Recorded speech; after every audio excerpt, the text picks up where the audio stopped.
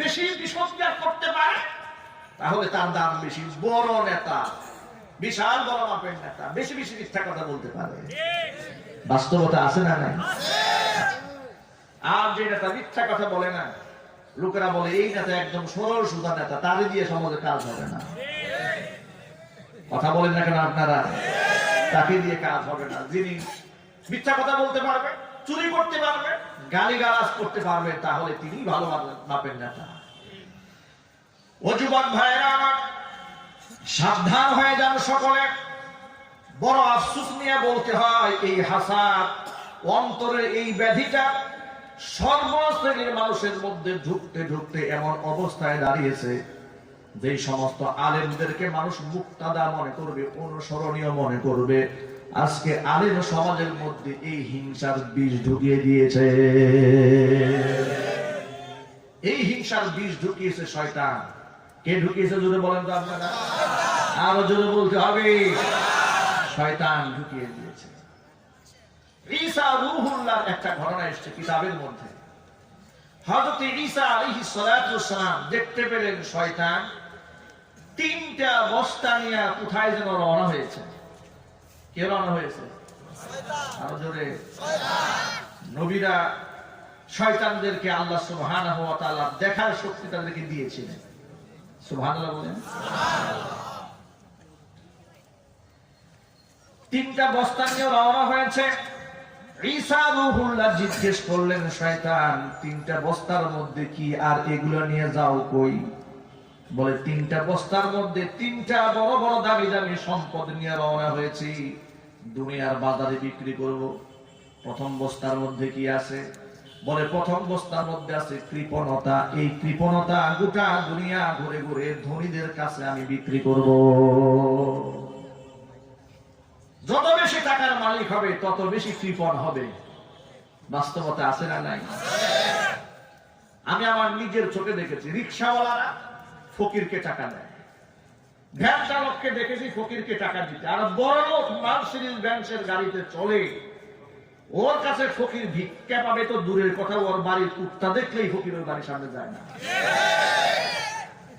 কথা বলেন ঠিক কিনা? ওর কাছে কিসের ভিক্ষা চাই? গেটের সামনে লেখা আছে কুকুর থেকে সাবধান। ফকির চিন্তা করে ভিক্ষা চাই না, কুত্তা ঠেকাও।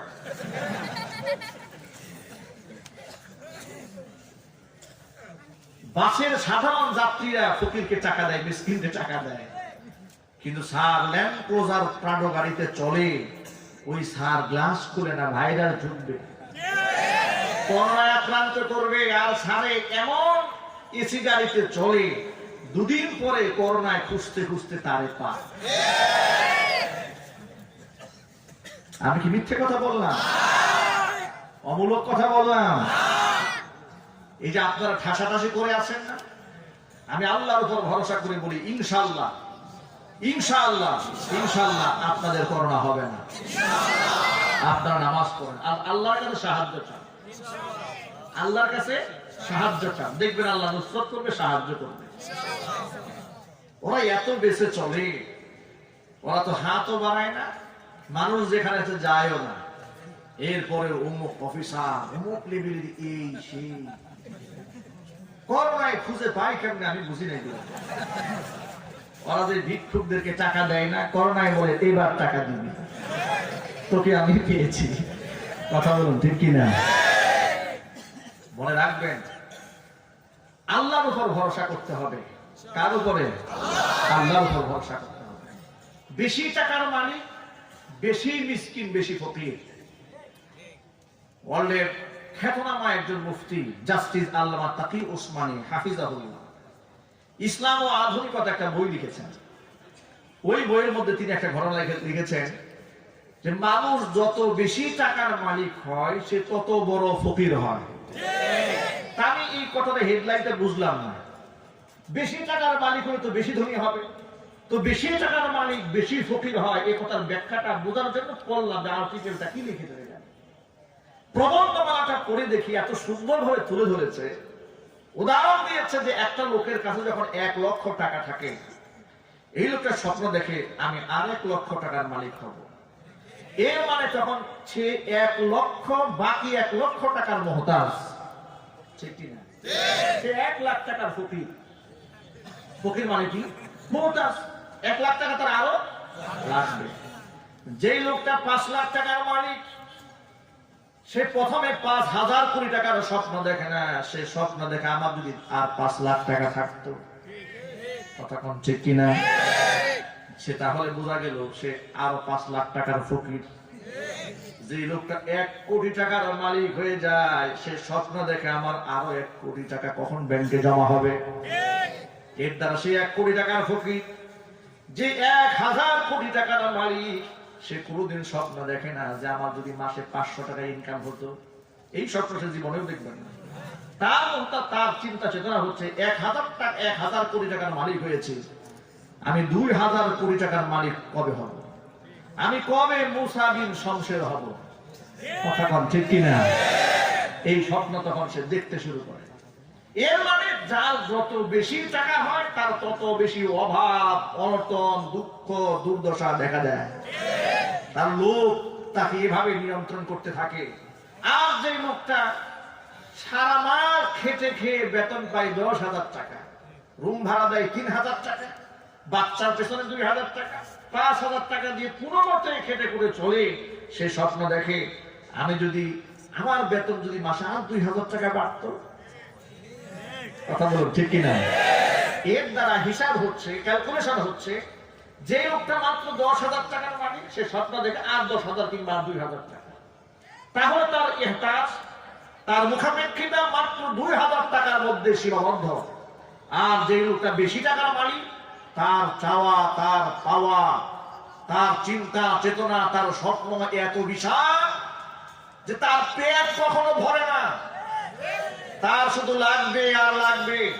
তার কাছে এতিমখানার সাহায্যের জন্য যায়, দেখবেন অল্প টাকার মালিক সাথে সাথে 500 টাকা ধরিয়ে দিয়েছে।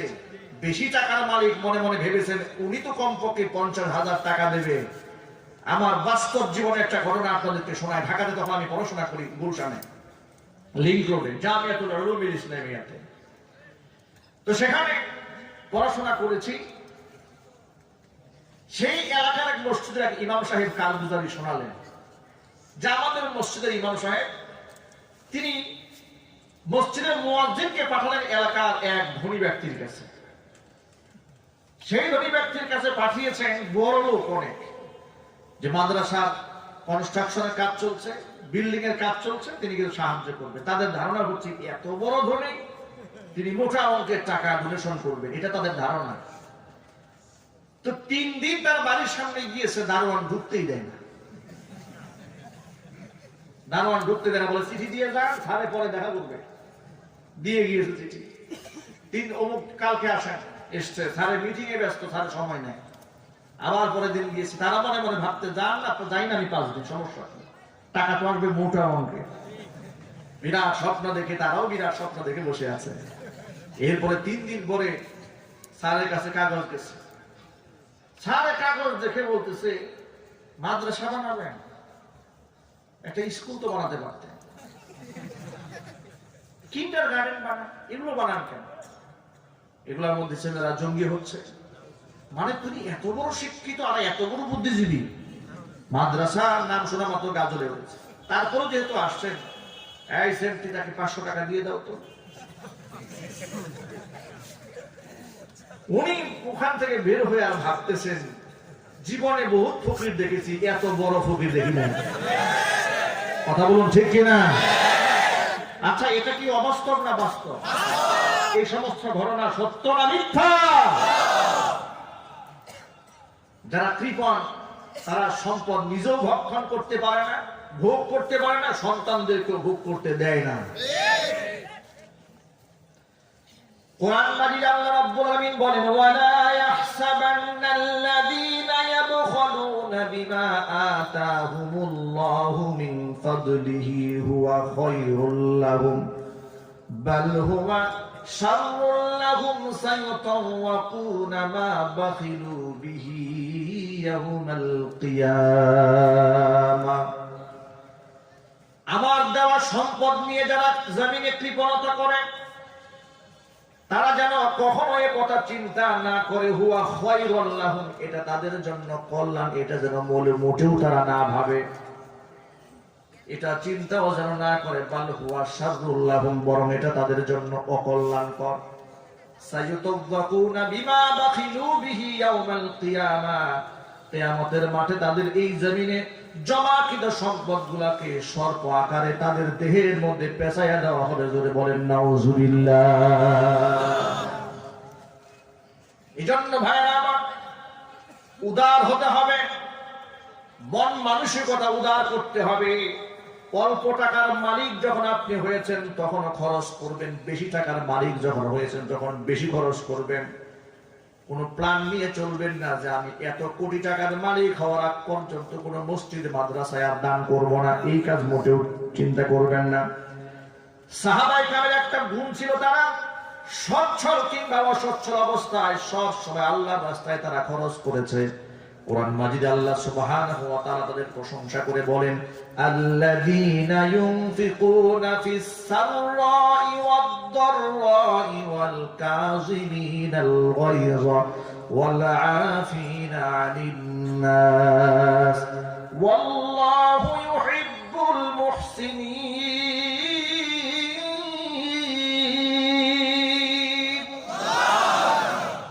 আল্লাহ পাক বলেন,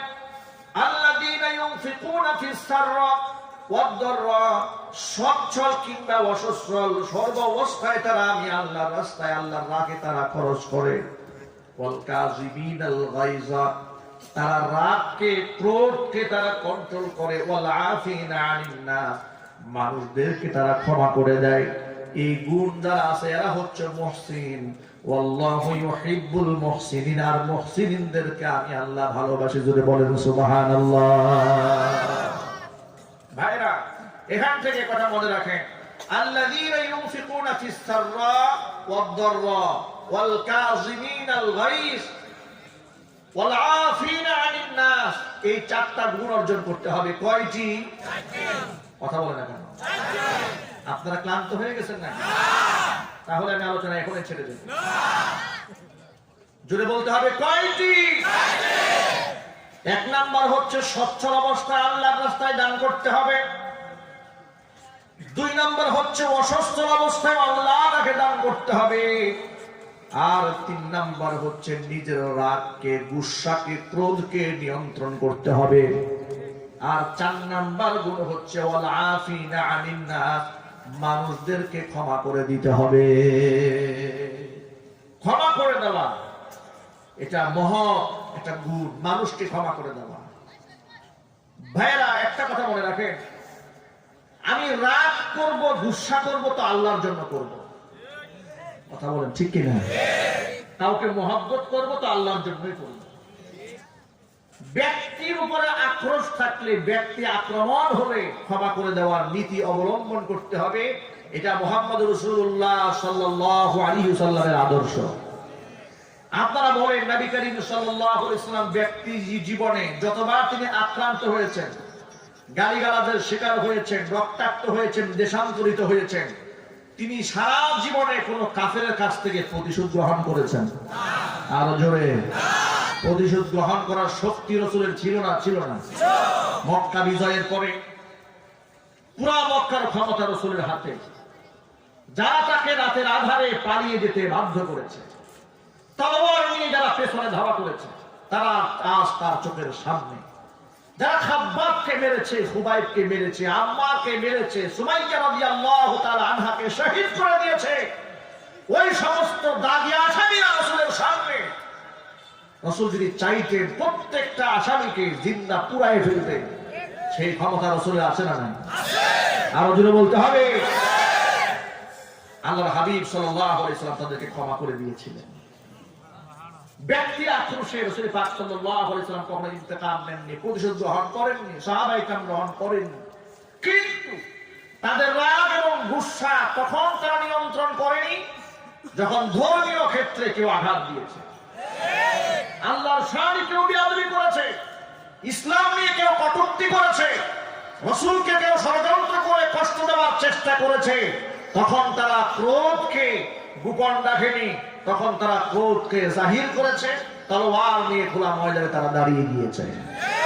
কেউ ইসলামের বিরুদ্ধাচরণ করেছে, তখন আর সেই ক্ষেত্রে তারা আর ক্রোধকে দমন করেনি। এই জন্য আপনারাও দেখেছেন আমার বাংলাদেশের উলামায়ে কেরাম যখন দেখে দেশের কোন বুদ্ধিজীবী এদেশে চুরি হয়, ডাকাতি হয়, জেনা হয়, বদমাশি হয়, খুন খারাপি হয়, অনেক কিছুই হয়, উলামায়ে কেরাম আমর বিল মারুফ নাহি আনিল মুনকার, সৎ কাজের আদেশ দেন, অসৎ কাজ থেকে নিষেধ করেন, বাধা প্রদান করেন। কোরআন সুন্নাহর দায়িত্ব তারা পালন করেন। তারা ক্ষিপ্ত হন না তাদের ব্যক্তিগতভাবে তাদেরকে আক্রমণ করলে। কথা বলুন ঠিক কিনা? কিন্তু আমি ওই সমস্ত ভাইদেরকে বলি, আমাদেরকে ব্যক্তিগতভাবে যদি আপনি আক্রমণ করেন, আমাদের বদনাম করে বেড়ান, ফেসবুকে যদি আমাদের বিরুদ্ধে আপনি লেখালেখি করেন, আমরা এগুলো আমলে নেই না। কারণ ব্যক্তি আক্রোশে আমরা জেদ প্রকাশ করি না, আমরা ধৈর্য ধারণ করতে জানি, সবর করতে জানি। এই শিক্ষা আমরা মুহাম্মদ রাসূলুল্লাহ সাল্লাল্লাহু আলাইহি ওয়াসাল্লামের কাছ থেকে পেয়েছি। আপনারা দেখেছেন অনেক লোকেরা ফেসবুকে আমাদের নামে বাজে বাজে কথা লেখার চেষ্টা করে, লেখার চেষ্টা করে। তারা মনে মনে ভাবে যে অনেক কিছু করে ফেলেছে, বিরাট কাম করেছে, কিন্তু এই কাজটা করে নিজের আমলনামা নিজেই বরবাদ করছে। আমরা এই ক্ষেত্রে সম্পূর্ণ নীরব কেন? কারণ এগুলো ব্যক্তি আক্রোশ, ব্যক্তি স্বার্থে তারা করছে। আমাদের ক্রোধ এই সমস্ত ক্ষেত্রে নাই। আমরা এই সমস্ত ব্যক্তিদেরকে অন্তর থেকে ক্ষমা করতে জানি, ভালোবাসতে জানি। আমাদের ক্রোধ এই ক্ষেত্রে যাচাই করতে আসবেন না। আমাদের ক্রোধ দেখতে চান, ধর্মের বিরুদ্ধে কথা বলে দেখুন, বলতে বলে ছাড়বো, কথা বলে ঠিক কিনা? ধর্মীয় ক্ষেত্রে আঘাত দিয়ে দেখুন, আমাদের ক্রোধ আছে না? আমাদের ক্রোধ ব্যক্তি আক্রোশ, আমরা এগুলো কানে নেই না, আমলে নেই না। ও গালিগালাজ আমরা শুনি না, কারণ আমার রাসূল গালি শুনেছেন। আমার রাসূল সাল্লাল্লাহু আলাইহি ওয়াসাল্লামকে অনেক গালিগালাজ করা হয়েছে, হুজুর সবার করেছেন। যারা করেছে তারা ইতিহাসে আস্থা করে নিক্ষিপ্ত হয়েছে, ডাস্টবিনে তারা নিজেরাই ছড়ে পড়েছে। কথা বলুন ঠিক কিনা? কিন্তু ইসলামের বিরুদ্ধে আঘাত দিয়ে দেখুন, তখন দেখবেন আমাদের রাগ, ক্রোধ, গুসা আছে কোথায়। প্রিয় ভাইরা আমার, আল হুব্বু ফিল্লাহ ওয়াল বুগদু ফিল্লাহ, আল্লাহর জন্য যদি আমরা কেউ কাউকে ভালোবাসি, এই মহাব্বতটা কিয়ামতের মাঠে আমার নাজাতের ওসিলা হবে। গুসাও করতে হবে আল্লাহর জন্য। তার একটা সুন্দর নমুনা আমি আপনাদের সামনে পেশ করি। আপনার হযরত আলী রাদিয়াল্লাহু তাআলা আনহুর নাম শুনেছেন, আসাদুল্লাহিল গালিব। তার উপাধি হচ্ছে আল্লাহ পাকের বিজয়ী সিংহ। বিশাল শক্তিশালী এক নওজওয়ান, এক যোদ্ধা, এক সাহসী বীর। উপাধি হচ্ছে বিজয়ী সিংহ। এই হযরত আলী রাদিয়াল্লাহু তাআলা আনহু যুদ্ধের ময়দানে কাফেরের সাথে লড়াই হচ্ছে, মৌল যুদ্ধ চলছে। এক পর্যায়ে প্রতিপক্ষকে ধরাশয় করে তিনি নিচে ফেলে দিলেন, তলোয়ার হাতে নিলেন, গলার মধ্যে ছুরি চালাবেন। যুদ্ধের ময়দানে রক্তাক্ত অবস্থায় রণাঙ্গনের ময়দানে হযরত আলীকে সে মারার বহু চেষ্টা করেছে, পারল না। যখন হযরত আলী তাকে ধরাশয় করে তার বুকের মধ্যে চড়ে বসেছে, গলার মধ্যে ছুরি চালাই দেবে, এমন সময় লোকটা যখন দেখলো আমি তো হেরেই গেলাম, আলীর সাথে কোনো অংশ তো পারলামই না, নিজের মুখ থেকে থুতু হযরত আলী কাররামাল্লাহু ওয়াজহার মুখের মধ্যে মেরে দিয়েছে। এই আচরণটা হযরত আলী রাদিয়াল্লাহু তাআলা আনহুর কলিজার মধ্যে বড় আঘাত করেছে, হিট করেছে। আরো বেশি ক্রোধের সঞ্চার হয়েছে। উচিত ছিল আমি আপনি যদি হতাম, আমাদের মনের অবস্থায় এমন হতো, এখন যদি ওকে আমি 5 টুকরা করতাম, আমার মুখে থুতু মারার পর ওরা আমি 10 টুকরা করে ফেলবো। কথা বলেন ঠিক কিনা? এটা স্বাভাবিক মেজাজের ব্যাপার। কিন্তু বড় আশ্চর্যের ব্যাপার হলো, মুখের মধ্যে থুতু মারার সাথে সাথে হযরত আলী কাররামাল্লাহু ওয়াজহা ওই লোকটাকে আযাদ করে দিলেন, মুক্ত ছেড়ে দিলেন। একটা ফুলের টুকাও তার গায়ের মধ্যে আর দিলেন না। লোকটা সেখান থেকে বাড়ির উদ্দেশ্যে রওনা হয়েছে, আর ভাবছি 1 কদম সামনে চলে যায় তো 2 কদম পেছনে আসে, আর মনে মনে ভয় পায়, না জানি পেছন দিক থেকে আমাকে হামলা করে নাকি। এত বড় আক্রোশ থাকার পরে যেখানে আমি তাকে ধরাশয় করে ফেললে, আমি তাকে হত্যা করে ফেলতাম, কিন্তু এই লোকটা আমাকে ছাড়লো কেন, আমাকে মারলো না কেন? এই প্রশ্নের কোনো জবাব তিনি পাচ্ছিলেন না নিজে নিজে। এই জন্য এক কদম সামনে যান, বিবেক তাকে দু কদম পিছিয়ে দেয়, এক কদম সামনে যায়, বিবেক তাকে দু কদম পিছিয়ে দেয়। এভাবেই তিনি চলে গেলেন বাড়িতে। বাড়িতে যাওয়ার পরে কওমের কাছে গিয়া বলে, রাজাতু মিন খায়রিন নাস, আজকে আমি আমার জীবনের সর্বশ্রেষ্ঠ মানুষের কাছ থেকে ফিরে এসেছি। আরো সুবহানাল্লাহ আসতে বলেন।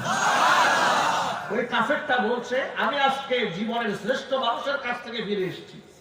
সবাই বলল, শ্রেষ্ঠ মানুষের কাছ থেকে ফিরে এসেছো মানে? বলে, হ্যাঁ, যুদ্ধের ময়দানে আলীর সাথে আমার লড়াই হচ্ছিল। আলী ইবনে আবি তালিব, আসাদুল্লাহিল গালিব, আল্লাহর বিজয়ী সিংহটার লকব, ওই তার সাথে আমার লড়াই চলছে। কিন্তু আমি আশ্চর্যান্বিত হয়ে গেলাম যে আমি তাকে মারার জন্য কত চেষ্টা করেছি, আর সেও আমাকে ধরাশয় করার চেষ্টা করেছে। এক পর্যায়ে আমাকে ধরাশয় করেই ফেলেছে। ওর মধ্যে ছুরি চালাবে, এই মুহূর্তে আমি তার মুখের মধ্যে থুতু মারলাম। ওই লোকটা আমাকে ছেড়ে দিয়েছে।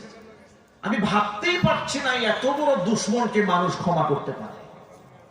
এটা আমি কল্পনাই করতে পারিনি। এটা আবার কোন দর্শন, এটা আবার কোন ধর্ম, এটা কোন আদর্শ? এই আদর্শের নাম হচ্ছে ইসলাম। এই আদর্শের নাম কি? এই আদর্শের নাম ইসলাম। যুদ্ধ শেষ হওয়ার পরে হযরত আলী কাররামাল্লাহু ওয়াজহার কাছে এসেছে প্রশ্নের সুরাহা করার জন্য। মনের মধ্যে তো প্রশ্ন রয়েই গেল, এত বড় শত্রু আমি, আমাকে মারলো না কেন? আলীকে ডাক দিয়ে বলে, আলী তুমি আমারে মারলে না, কারণটা কি আমাকে বলবে? হযরত আলী কাররামাল্লাহু ওয়াজহা বলছেন, আল্লাহর বান্দা শোনো, তোমার প্রতি আমার যে রাগ, তোমার প্রতি যে গুসা ছিল, সেই গুসাটা আমার ব্যক্তি আক্রোশ থেকে নয়। আমি যতটুকু রাগ গুসা করেছিলাম তো আল্লাহর জন্যই করেছিলাম। কারণ কোন মুসলমান অপর মুসলমানকে নিজের ক্ষোভ মিটাবার জন্য হত্যা করতে পারে না, মারতে পারে না। আমি যখন তোমার উপর চড়াও হতে চেয়েছিলাম, একমাত্র আল্লাহর দ্বীনের জন্য হতে চেয়েছিলাম, আল্লাহর কালিমাকে বুলন্দ করার জন্যই চেয়েছিলাম। কিন্তু যখন তুমি আমার মুখের মধ্যে থুতু নিক্ষেপ করে দিলা, তখন তোমার প্রতি আমার শুধুমাত্র দ্বীনি আক্রোশ নয়, আমার ব্যক্তিগত আক্রোশ তৈরি হলো। আমার মনে চাচ্ছিল তোমাকে কেটে টুকরা টুকরা করে লবণ দিয়ে রোদ্রে শুকাই দিই।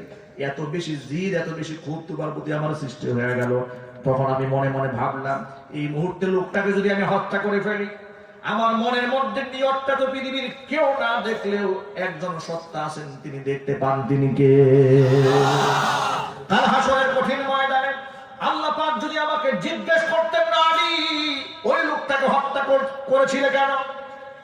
আমি যদি আল্লাহকে বলতাম, রব্বুল আলামিন তোমার খুশির জন্য করেছি, হয়তো আমি ধরা পড়ে যেতাম। কারণ এখানে শুধু আল্লাহর খুশি ছিল না, আমার ব্যক্তি আক্রোশ ছিল, আমার রাগ ছিল, আমার গুসা ছিল। আমি মনে মনে ভাবলাম, এই আমলটা করার ক্ষেত্রে যেখানে একমাত্র আল্লাহর সন্তুষ্টি হওয়া দরকার ছিল, কিন্তু এখানে আমার মনস্তুষ্টির নিয়তটাও ঢুকে গিয়েছে। এই জন্য আমি তোমাকে হত্যা করি নাই। কারণ কিয়ামতের ময়দানে আমি আল্লাহর কাছে কি জবাব দেব? এই জন্য তোমাকে আমি ক্ষমা করে দিয়েছি।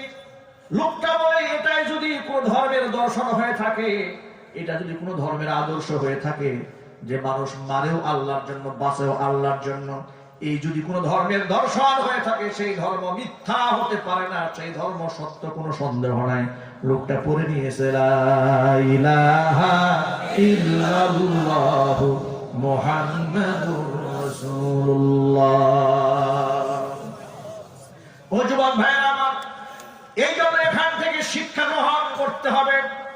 আমরা যদি কারোর উপর ক্ষিপ্ত হয়ে যায়, কোন বুদ্ধিজীবীর উপর যদি ক্ষিপ্ত হয়ে যায়, কোন নেতার বিরুদ্ধে যখন ক্ষিপ্ত হয়ে যায়, বাংলাদেশের কোন রাজনীতিবিদদের উপর যদি আমরা রাগান্বিত হই, গুসা করে কথা বলি, আল্লাহর কসম, আল্লাহর কসম, আল্লাহর কসম, ব্যক্তি আক্রোশে রাগ হই না, রাগ হই ইসলামের স্বার্থে, রাগ হই দ্বীনের স্বার্থে। কথা বলুন ঠিক কিনা?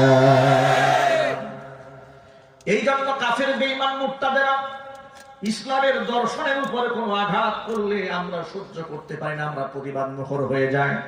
আপনারা জানেন আমাদের ব্যক্তিগতভাবে কত আক্রমণ মানুষ কত জায়গা থেকে করে, কত হুমকি দেয়, ধামকি দেয়, ভয় দেখায়, ভীতি দেখায়, আমাদেরকে বাধাগ্রস্ত করার, আমাদের ব্যক্তিগত কার্যক্রমকে বাধাগ্রস্ত করার জন্য কত ষড়যন্ত্র চালায়। আমরা নীরবে সব সহ্য করি, কিন্তু ধর্মীয় আঘাত যখন আসে তখন সহ্য করি না।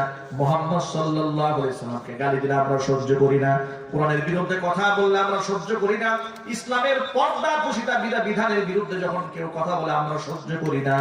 কোন মুসলমানের ঘরের সন্তান যদি মূর্তি পূজার পক্ষে কথা বলে তখন আমরা ইসলামের স্বার্থে, দ্বীনের স্বার্থে সেটা মেনে নিতে পারি না। আমি বড় আশ্চর্যান্বিত হয়ে যায়, আজকে বর্তমান সমাজের কিছু আলেম নামের জালেম দাড়ি টুপিওয়ালা, তারা তথাকথিত উলামা, আমি তাদেরকে বলি উলামায়ে সু, যারা মূর্তির পক্ষে কথা বলে। ভাইরা আমার, আল্লাহ নবী সাল্লাল্লাহু আলাইহি ওয়াসাল্লাম যখন মক্কা বিজয় করলেন, মক্কা কাবা ঘরের ভিতরে 360 খানা মূর্তি যেখানে ছিল, ওই 360 খানা মূর্তির মধ্যে একটা মূর্তি হযরত ইব্রাহিম আলাইহিস সালাতু ওয়াস সালামের ছিল, একটা মূর্তি ইসমাঈল আলাইহিস সালাতু ওয়াস সালাম তার মূর্তি ছিল, একটা মূর্তি হযরত মারিয়াম আলাইহাস সালাতু ওয়াস সালাম তার মূর্তি সেখানে ছিল।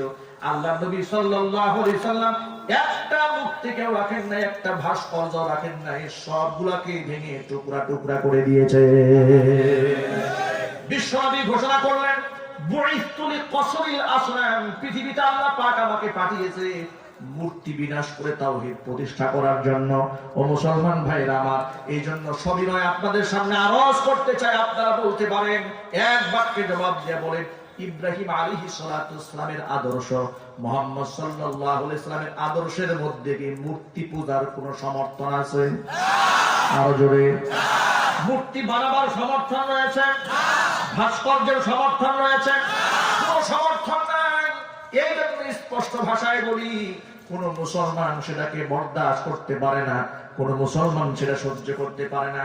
চিটাগংয়ের তথাকথিত এক মৌলবী বলে, কোরআন শরীফে আসনাম নিষিদ্ধ করা হয়েছে কিন্তু তামাসিল নিষিদ্ধ করা হয় নাই। আসনাম মানে মূর্তি, তামাসিল মানে ভাস্কর্য, সে ব্যাখ্যা করার চেষ্টা করলো, কিন্তু এই মূর্খ কত বড় জাহেলে মুরাক্কাব, কোরআন শরীফের আয়াতটা নিজে পড়তেও জানে না, তরজমা করতে জানে না, ব্যাখ্যাও জানে না, বিশ্লেষণও জানে না। ভাস্কর্য আর মূর্তির মধ্যে একটা পার্থক্য হচ্ছে, মূর্তি দাঁড়িয়ে থাকে বাঁশের উপরে, ভাস্কর্য দাঁড়িয়ে থাকে রডের উপরে। কথা বলে ঠিক কিনা? এটা একটা বড় পার্থক্য। আরেকটা পার্থক্য হচ্ছে, ভাস্কর্যের পূজা হয় না কিন্তু মূর্তি পূজা হয়। কিন্তু ইসলাম হচ্ছে সেই ধর্মের নাম যে ধর্মে যে মূর্তির পূজা হয় সেটাও হারাম, যে মূর্তির পূজা হয় না সেটাও হারাম।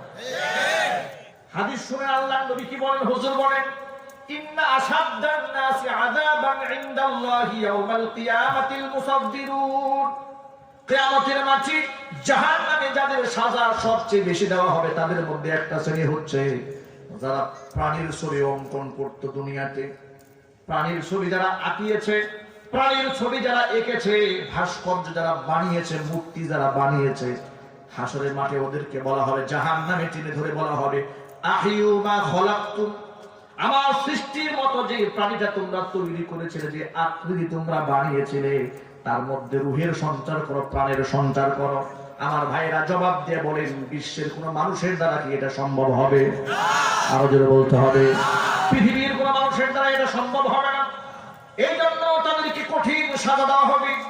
আরেকটা ইতিহাস আপনাদেরকে স্মরণ করাই দিই, ভাস্কর্যের পক্ষে যে মুসলমানরা কথা বলেন, কোরআন সুন্নাহর জ্ঞান না থাকার কারণে এই পৃথিবীতে মূর্তি পূজা তো একদিনেই শুরু হয় নাই। আদম আলাইহিস সালাতু ওয়াস সালাম প্রথম মানুষ, প্রথম নবী। হযরত আদম আলাইহিস সালাতু ওয়াস সালাম থেকে শুরু করে 1000 বছর পর্যন্ত এই পৃথিবীতে মূর্তি পূজার নাম গন্ধও ছিল না। 1000 বছর পরে আদম আলাইহিস সালাতু ওয়াস সালামের 5 জন সন্তান। কয়জন? 5 জন। এটা আমার বানানো ওয়াজ নয়, লেখা আছে 30 পারা কোরআনের সূরা নূহের মধ্যে 29 নম্বর পারায় রয়েছে। আল্লাহ সুবহানাহু ওয়া তাআলা বলেন, 5 জন ব্যক্তি, একজনের নাম হচ্ছে ওয়াদ্দুন, একজনের নাম হচ্ছে সুওয়াউন, একজনের নাম হচ্ছে ইয়াউক, আরেকজনের নাম হচ্ছে ইয়াউক, আরেকজনের নাম হচ্ছে নাসরা। এই 5 জন ছিল আদম আলাইহিস সালাতু ওয়াস সালামের সন্তানদের মধ্যে বড় নেককার সন্তান। ওই নেককাররা মারা যাওয়ার পরে তার সন্তানরা মনে মনে ভাবলো যে আমাদের বাপ দাদারা, আমাদের এই মনীষীরা এত দামি মানুষ ছিল, তাদেরকে স্মরণীয় রাখার জন্য তাদের একটা ভাস্কর্য আমরা বানাই রাখি। মানুষ যেন যুগ যুগ ধরে তাদেরকে মনে রেখে একটা স্পৃহা গ্রহণ করে। এই উদ্দেশ্যে সর্বপ্রথম পৃথিবীতে ভাস্কর্য বানানো হয়। এই ভাস্কর্য যারা বানালো তারা কি পূজার নিয়তে বানিয়েছিল? আরো আসতে বলে পূজার নিয়তে বানিয়েছিল? কোরআন বলে না, পূজার নিয়তে বানায়নি। ওরা বানিয়েছিল স্মরণীয় রাখার জন্য। যারা বানিয়েছে তাদের ইন্তেকাল হলো, শতাব্দী গুজরায় গেল, 100 বছর ওভার হওয়ার পর পরবর্তী প্রজন্ম যখন এসছে, শয়তান তাদেরকে বলল, তোমরা কি জানো এই যে ওয়াদ্দুন, সুআউন, ইয়াগুত, ইয়াউক, নাসরা, এই যে তোমার আত্মীয় স্বজন এগুলো বানিয়ে রেখেছিল, কি উদ্দেশ্যে বানিয়েছে? তারা বলল যে না, সে তো জানি না আমরা কি উদ্দেশ্যে বানিয়েছে। তারা হচ্ছে পৃথিবীর মহামানব, আল্লাহ পাকের শ্রেষ্ঠ বান্দা। তারা আল্লাহর কাছে এতটাই মাহবুব এবং পিয়ারা ছিলেন যে তাদেরকে দেখে দেখে শুধু